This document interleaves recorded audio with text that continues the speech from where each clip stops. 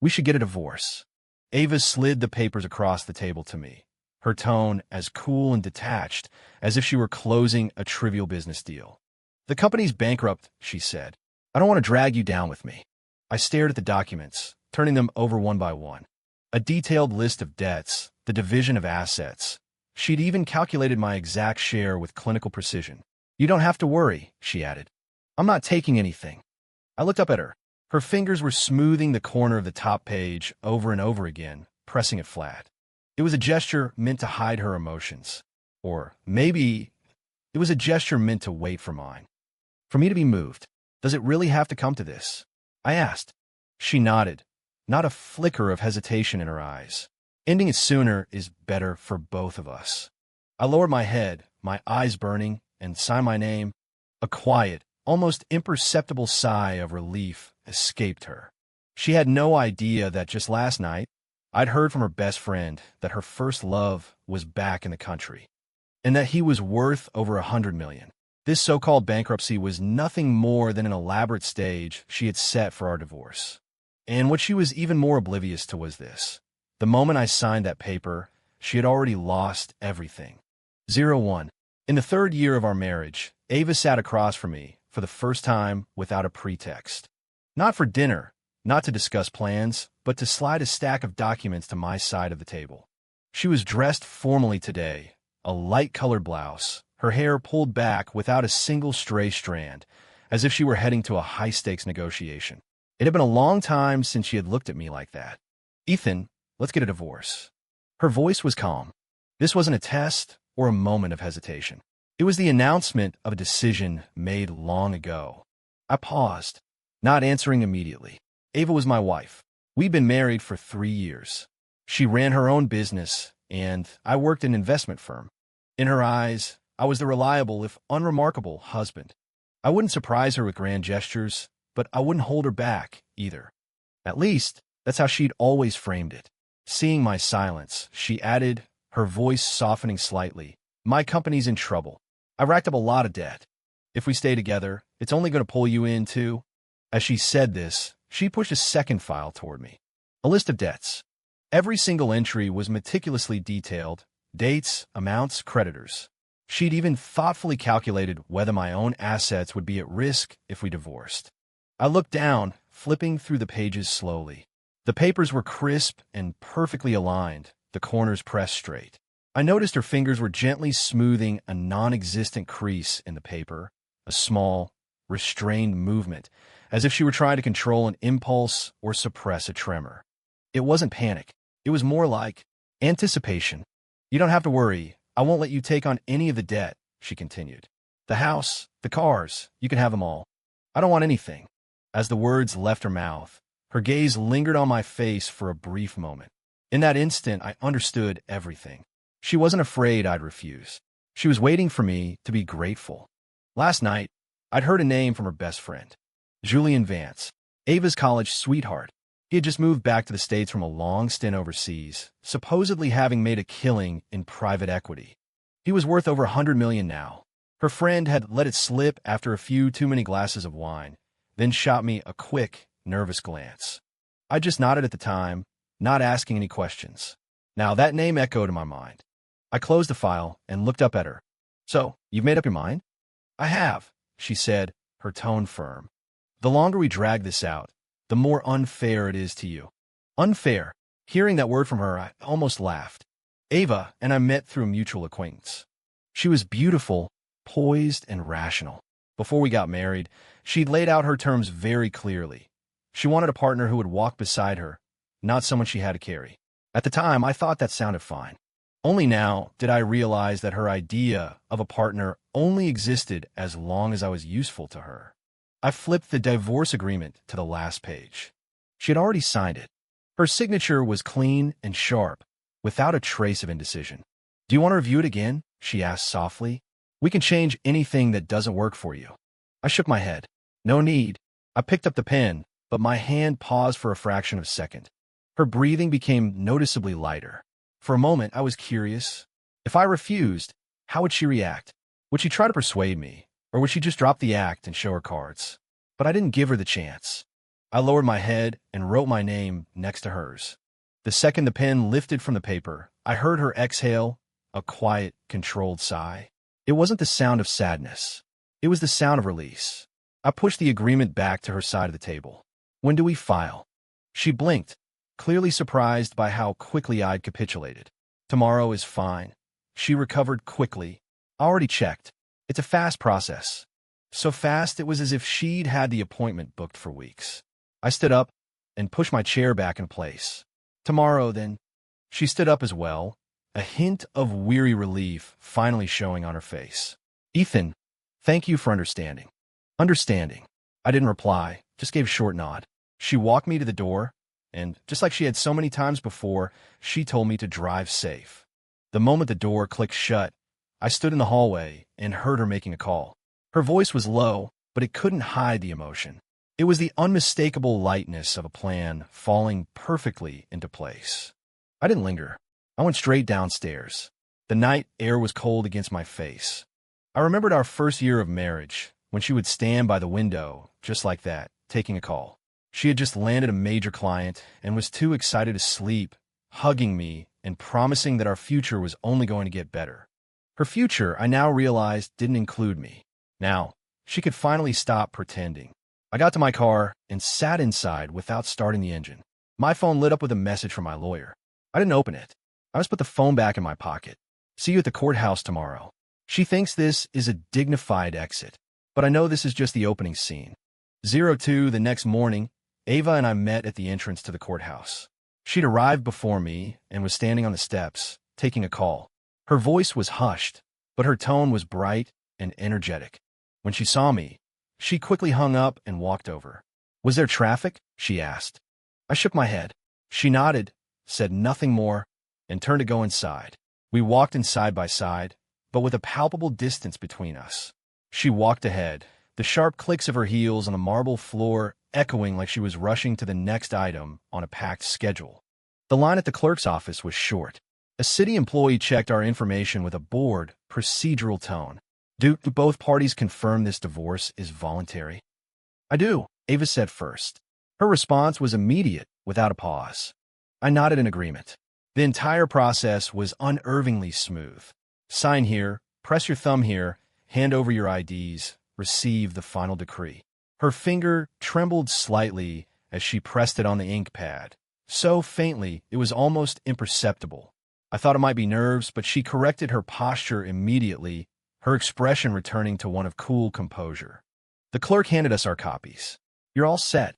3 words, and a 3-year relationship was over. As we walked out into the main hall, the morning sun streamed through the tall windows. Ava instinctively raised a hand to shield her eyes, a gesture so natural it was as if she had already settled into the rhythm of a new life. Well, I should get going, she said. Her tone was polite. It wasn't a farewell. It felt more like the end of a meeting. I nodded. The moment she turned, her pace quickened. She was barely out the doors before she had her phone out again, making another call, her voice tinged with an urgency she could no longer contain. I stood there for a moment, watching her back as she walked away. That sense of impatience was written all over her. Just then my phone vibrated. I answered. It was my lawyer. Mr. Cole, the paperwork is finalized, he said, his voice calm. The equity transfer of your wife's company has been completed to the designated account. All related documents have been filed on our end. I made a sound of affirmation. Furthermore, her personal debts have been re-verified and hold no joint liability with your assets. Good.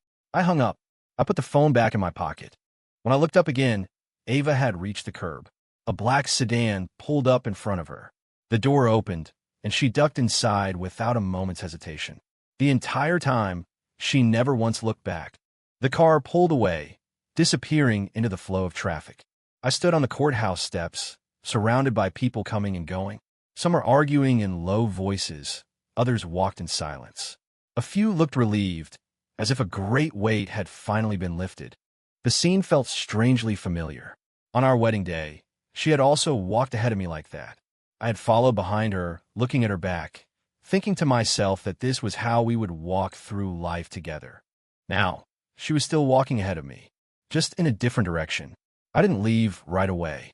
I stood there for a while, until the sun became uncomfortably bright, before turning to head down the steps. Just as I reached the parking garage, another call came in. My lawyer again. "Mr. Cole, there's one more thing to confirm," he said. "A few unusual transfers were just made from her company's primary account. The amounts are significant."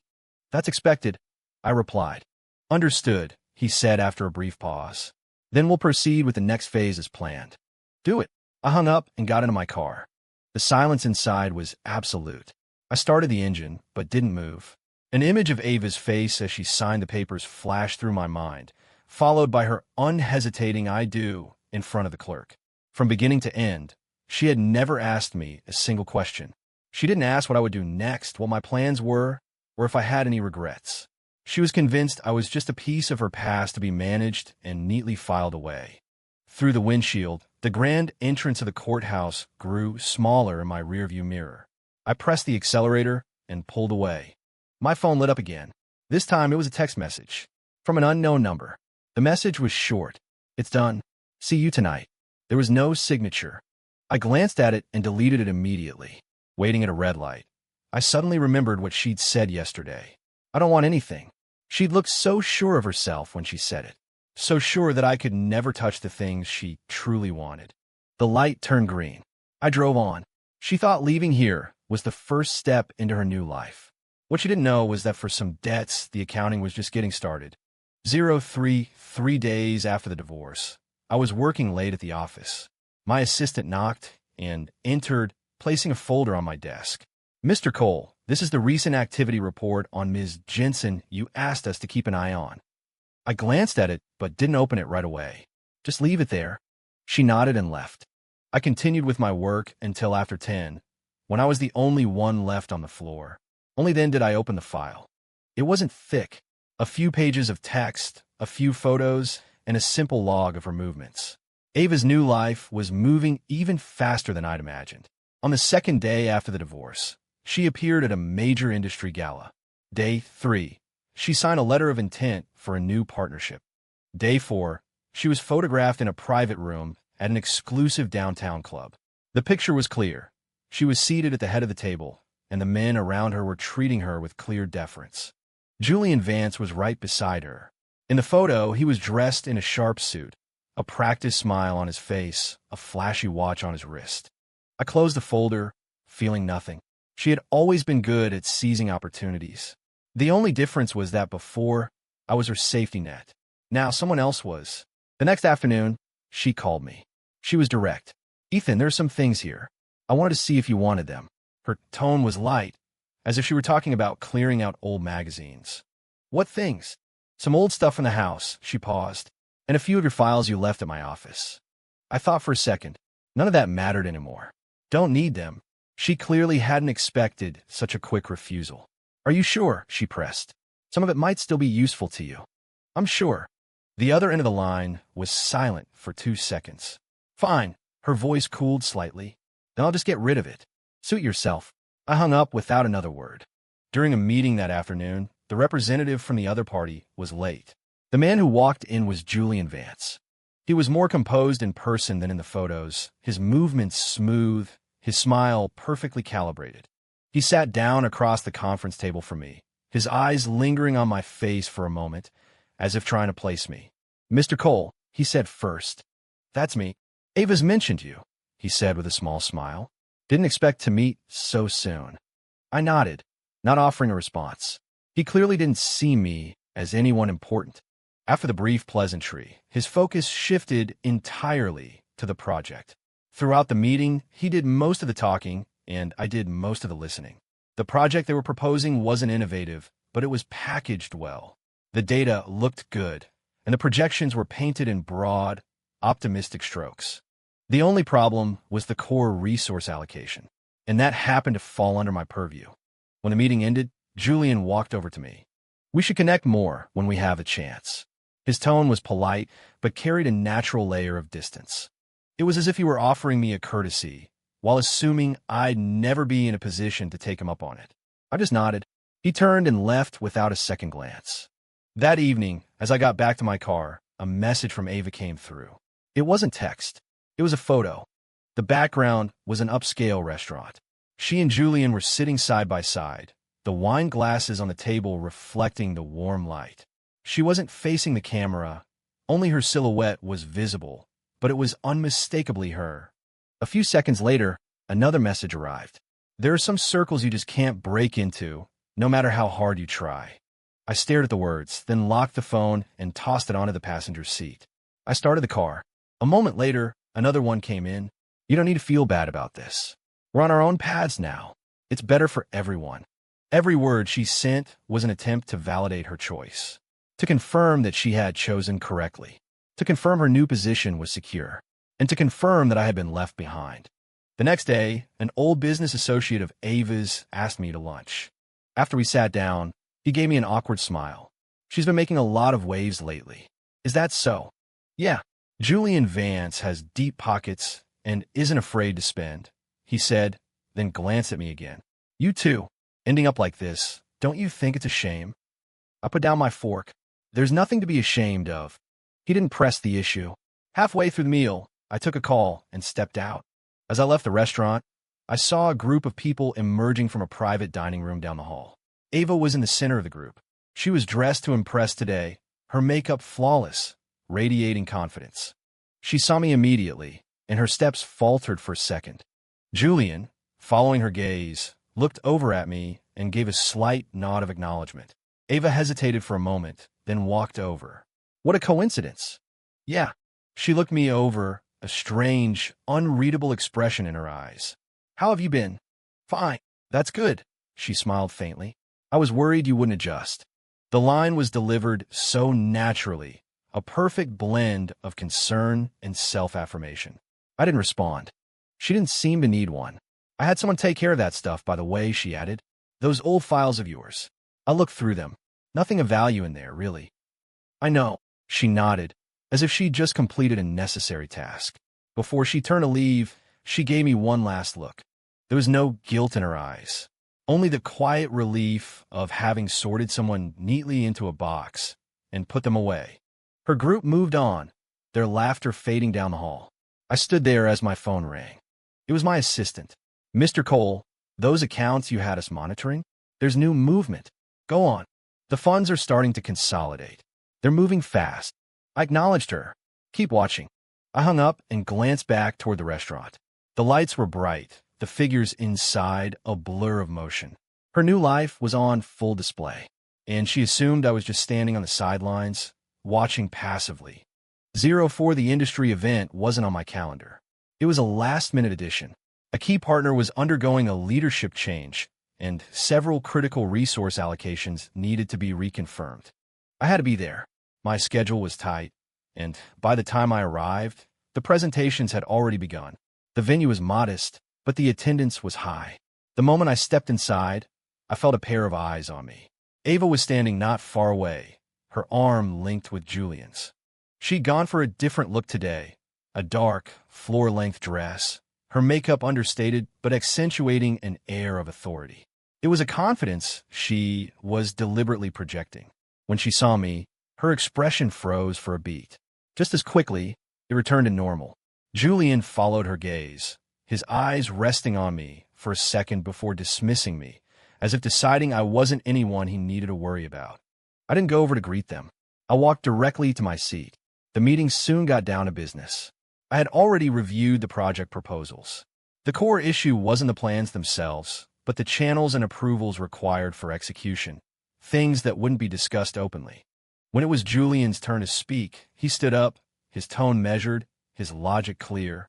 What we're bringing to the table is a proven model. We don't need to waste time with trial and error. As he spoke, his gaze occasionally swept across the room, projecting a natural sense of command. Ava sat beside him, angled slightly toward him, her expression rapt. She looked like she was listening intently, but also like she was savoring the feeling of being at the center of power. During the open discussion, someone brought up the issue of resource integration. Julian offered a faint smile. We're already in discussions on that front. I'm confident we'll have a resolution very soon. He said it casually, but with an air of absolute certainty. I didn't say a word, just kept my head down, reviewing the documents in front of me. I knew that resource list better than he did. During a short break, I went to get a glass of water. Ava followed me almost immediately. I didn't expect to see you here, she said. Her tone wasn't warm, but it was probing. It's work, she nodded, her eyes scanning me for a moment.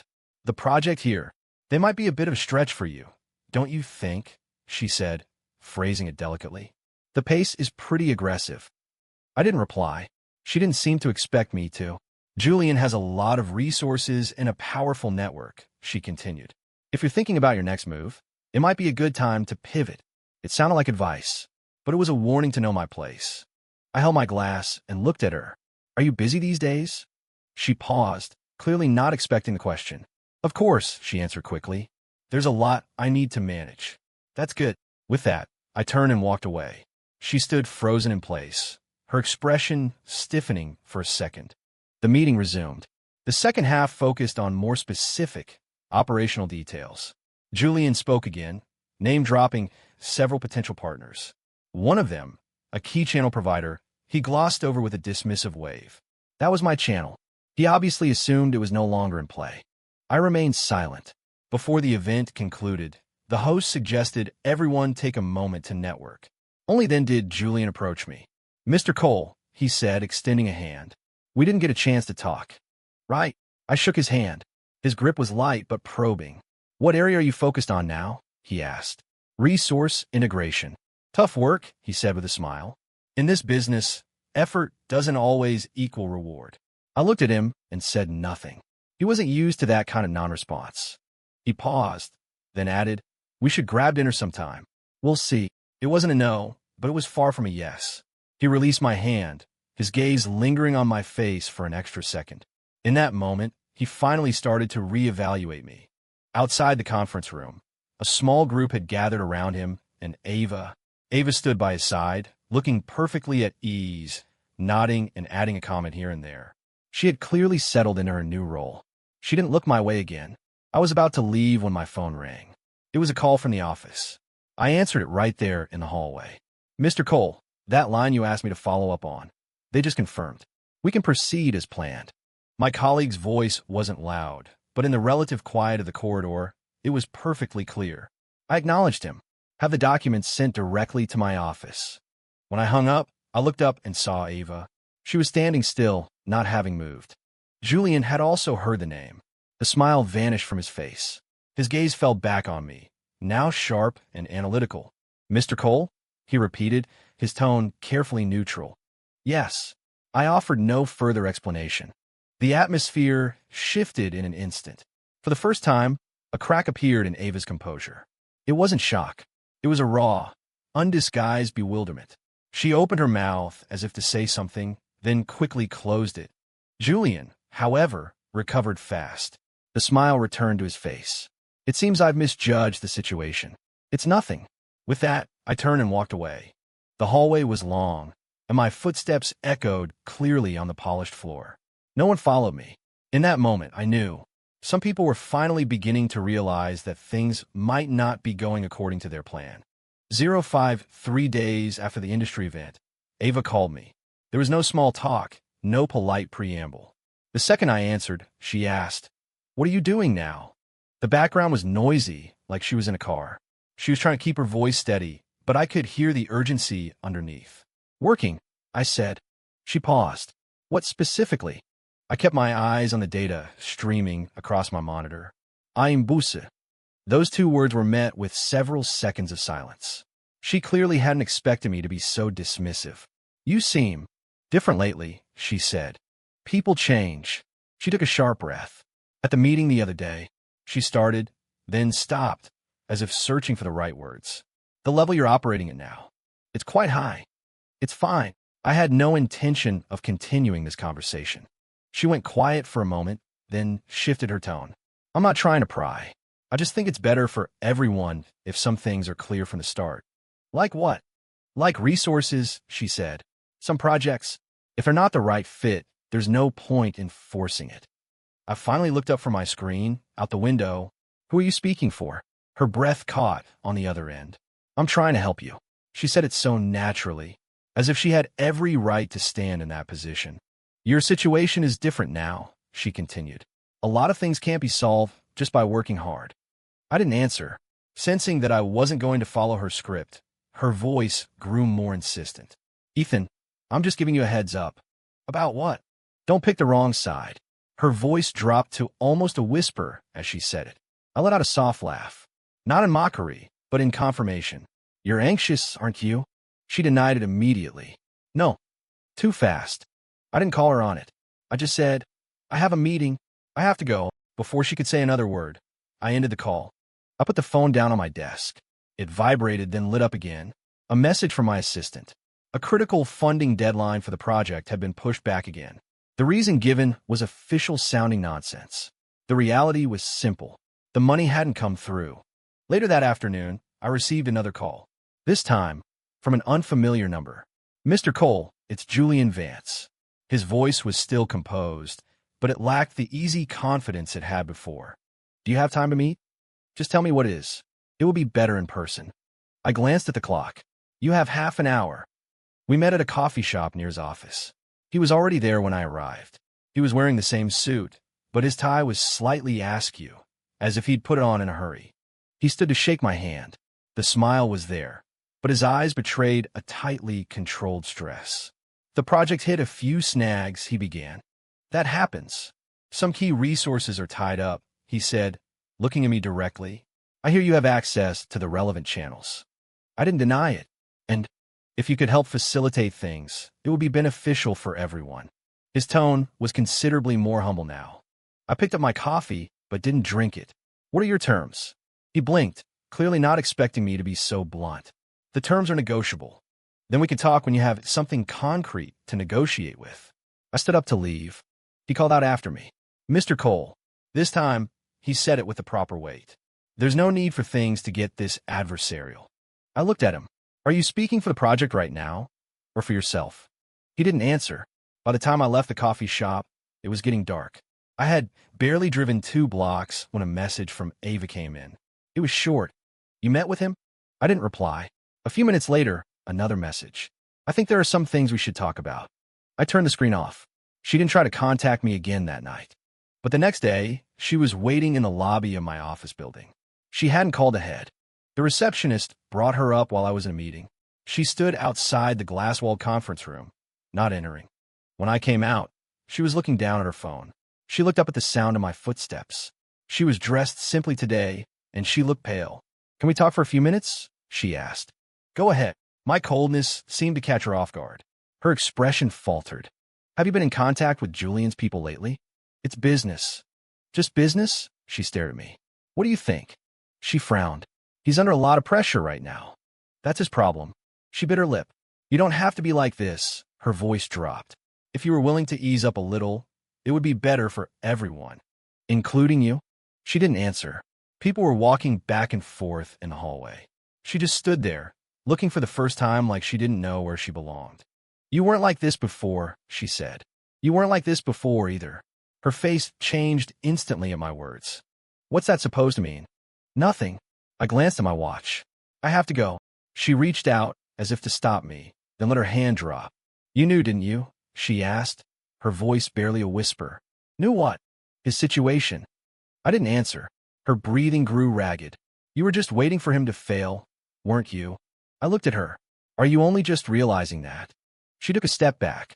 In that moment, the confident facade she had so carefully constructed finally began to crumble. She didn't try to stop me again. I walked back into the conference room and closed the door, leaving her on the other side. That afternoon, my assistant handed me a new progress report.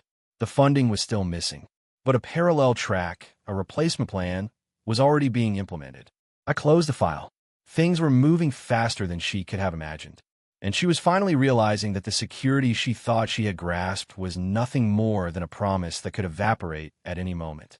The next time Ava contacted me, it was a rainy night.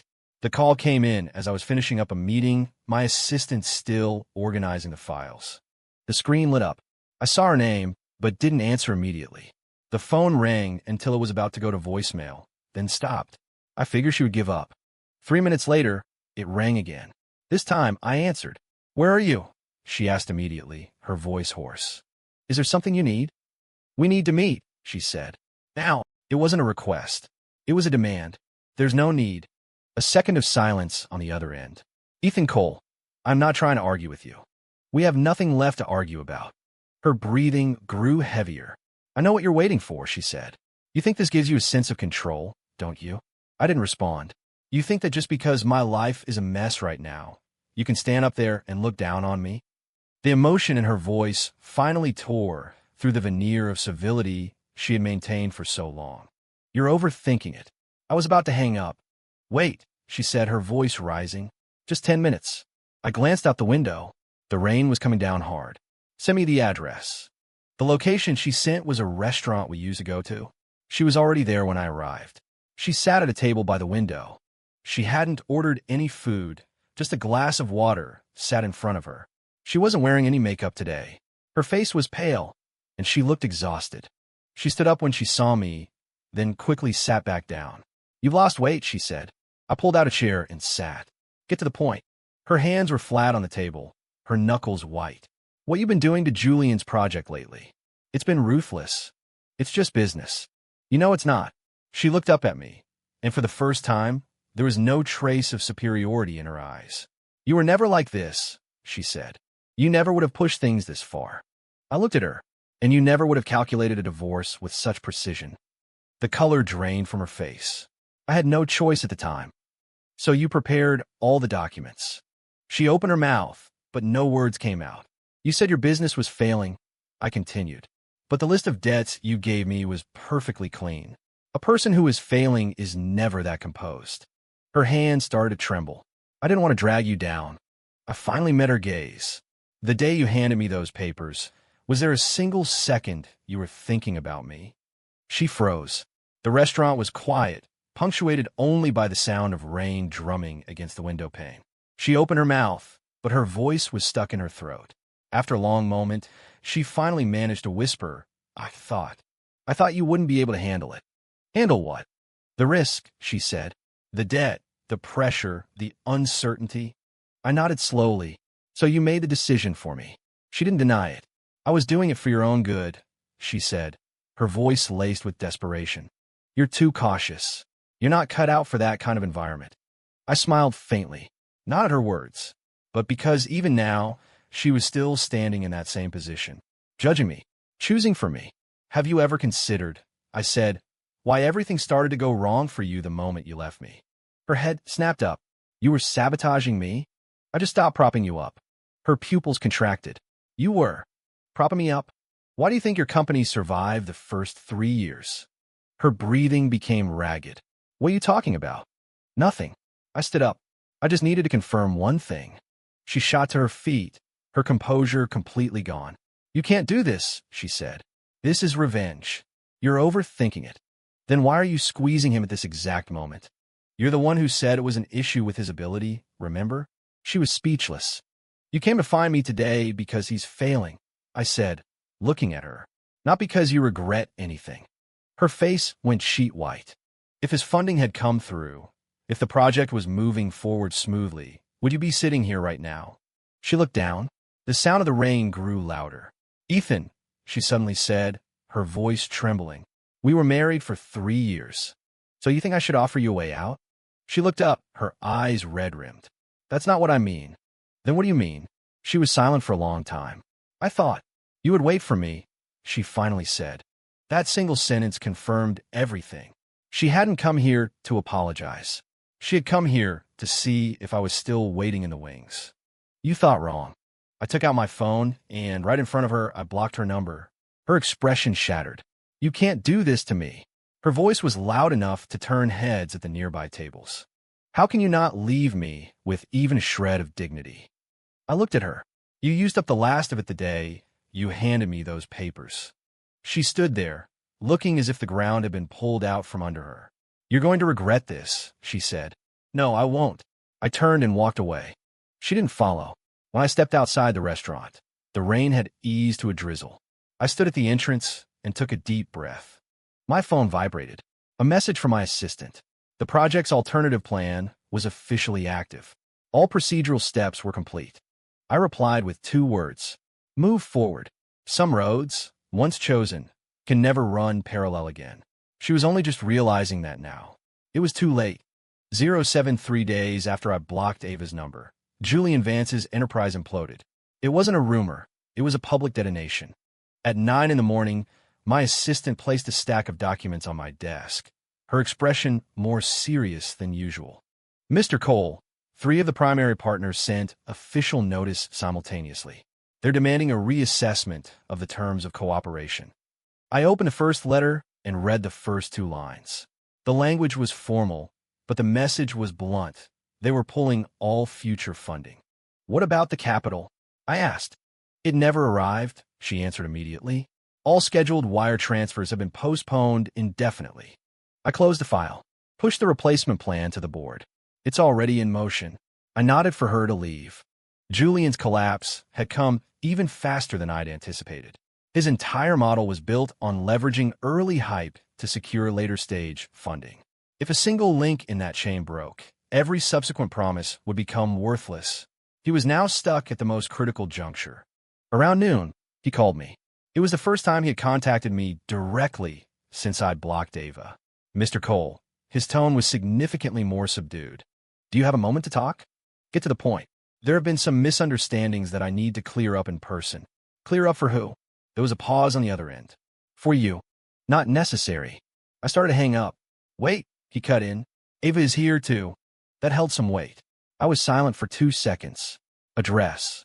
The meeting was at his office. There were only 3 people in the conference room. Me, Julian, and Ava. She was sitting in a corner, looking pale and hollow-eyed, completely devoid of the confident composure she'd had when she believed she was at the center of power. Julian poured a glass of water and offered it to me. I didn't take it. Just say what you need to say. He put the glass down, the smile on his face now strained. The project has run into some difficulties. There's a cash flow problem, he admitted. But it's only temporary. Temporary until when? He didn't have an answer. I looked over at Ava. She was staring down at her hands, twisting her fingers together. How much of your own money did you put in? I asked her directly. Her head snapped up. How did you know? Answer the question. Her lips trembled. Almost everything. The room fell silent. The color drained from Julian's face. You don't need to be telling him that, he muttered. Ava glanced at him, her eyes now filled with a dawning fear. I need to know, she said. Is this going to work or not? Julian's patience finally broke. Now is not the time to be assigning blame. Then when is she shot back? Didn't you tell me the funding was already locked in? The market conditions changed. So what? He didn't answer her. I leaned back in my chair, watching them. Your problem isn't the market, I said, breaking the silence. It's that you built your entire risk model on other people's shoulders. Julian's gaze shot to me. What are you talking about? You used promises you couldn't guarantee to get your hands on other people's real money, I said. You were building on thin air from the start. What do you know? His voice finally hardened. You think you're so clean, freezing me out like this? I didn't freeze you out. Then why were my key resources pulled at this exact moment? Because the contract expired. He was speechless. That contract was the one piece of due diligence he had overlooked.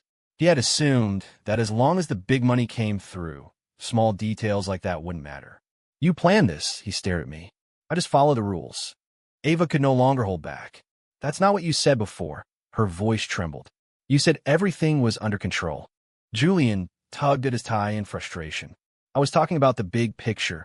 Was the big picture for me to leverage everything I had? Her emotions boiled over.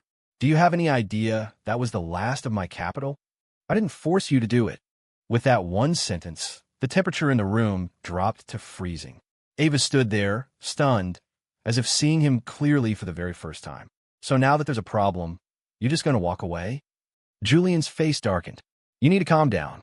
How can I calm down? She stood up. How am I supposed to calm down? She turned to me, her eyes wild with panic. Ethan, can you please just know? I cut her off. This has nothing to do with me. But if you hadn't pulled the resources, that's between you two. I stood up and straightened my cuffs. This meeting is over. Julian stood up as well, his expression now openly hostile. Ethan Cole, don't push it. I looked at him. Are you in any position to be making threats right now? He opened his mouth, but nothing came out. I turned and walked out of the conference room. As I reached the door, I heard a choked sob behind me. I didn't look back. That night, my assistant sent me the latest progress report. The pipeline that had once belonged to Julian Vance was now fully controlled by our alternative plan. The process was clean, the terms ironclad. I replied with a single sentence. Proceed as planned. The game, at this point, was over. I didn't need to watch anymore. The real challenge they faced wasn't me. It was the consequences of the path they had chosen for themselves. 08 Julian Vance vanished 5 days after that meeting. Not physically, but professionally. All the deals, the projects, the people that had revolved around him suddenly changed orbit. His flagship project was acquired, his channels were rerouted, and the partnerships that had borne his name were terminated, one by one. The process was swift and silent, executed with the precision of a long-foreseen conclusion. I didn't bother to track where he ended up. Some people, once they lose their perceived value, simply fade from view. Ava reached out a week later. She didn't call this time. The message came through my assistant, who told me someone was waiting for me in the lobby. It was dark by the time I went downstairs. She was standing on the sidewalk, just outside the main entrance. She was dressed simply in an old coat, her hair tied back messily. She looked smaller, somehow, a world away from the woman who had commanded attention under the lights of industry galas. She looked nervous when she saw me. "Thank you for seeing me," she said. "What is it?" I didn't waste time on pleasantries. She nodded, as if steeling herself. "I wanted to see you," she said. "One last time." I looked at her for a moment. "Where?" She named a place. It was a generic coffee shop, not far from my office. We walked over, one behind the other, not side by side. The shop was mostly empty. She chose a table in the back. After she sat down, she kept her hands on the tabletop, not touching her cup. I didn't order anything. "You probably know everything by now," she began. "Know what?" "Julian's gone," she said, left without a word. I didn't respond. "He pulled out everything he could," she continued. "I'm the one left with the rest of it." She said this in a quiet voice, no longer trying to hide her emotions. "You already suspected this would happen, didn't you?" I asked. Her eyes flickered. I thought at least he wouldn't leave so cleanly. "That was your judgment of his character." She gave a bitter smile. "It was my judgment of my own, too." She said it slowly, deliberately. "You didn't ask to meet just to rehash this," I reminded her. She was silent for a few seconds. "I need to know something," she said, looking up at me. "From the very beginning, did you ever intend to let this go?" "Let what go?" "The divorce." I didn't answer right away. "The day you handed me those papers, you had already calculated every escape route," I said. "Did you think I couldn't see that?" Her face grew paler. "So everything you did after, it was all calculated. I was just following the path you laid out." "But if I hadn't, you would have," I interrupted. "You're not the type to hesitate." Her lips moved, but she didn't argue. "What you've lost isn't a matter of luck," I continued. "It's the destination of the road you chose." She lowered her head. "I really did think it was better for you that way." "So you decided everything for me." She nodded. "You're used to it," I said. "Used to standing above it all, deciding who gets to stay and who gets left behind." Her shoulders trembled slightly. "And now it's your turn." At those words, a tear finally fell. She wasn't sobbing. The tears just slid down her cheeks, one after another, in silence. "I didn't come here to beg," she said. "I know you won't take me back." "Then what do you want?" "An answer," she said, her eyes red as she looked up. "If I hadn't asked for a divorce that day, where would we have ended up?" I looked at her. It was the question she had been holding on to. "We would have never ended up where you wanted to be," I said. She stared at me, confused. "Why?" "Because you never saw me as your partner," I said, my voice calm. "You just needed a convenient time to leave." The light in her eyes slowly dimmed. "You never trusted me," I continued. "Not my ability, not my willingness to stand with you and face a storm." Her breathing hitched. "I thought you would always be there." "That was your illusion." I stood up. "This meeting wasn't for a reconciliation, and it wasn't for a final reckoning," I said, looking down at her. "It was for an ending." She stood up as well. "Will I see you again?" she asked. "No." This time, she said nothing more. I walked out of the coffee shop and didn't look back. The street was quiet, the lamps casting pools of light on the pavement. My phone vibrated. A message from my assistant. All related projects had entered their final phase. My direct involvement was no longer required. I texted back a single word, "Good." I paused at the street corner. The rain-slicked pavement reflected the city lights. Cars passed by in a steady stream. A thought occurred to me then. She thought I was waiting for this outcome. The truth was, I was already on a different road entirely. The moment she lost everything, I just happened to be passing by. That's all.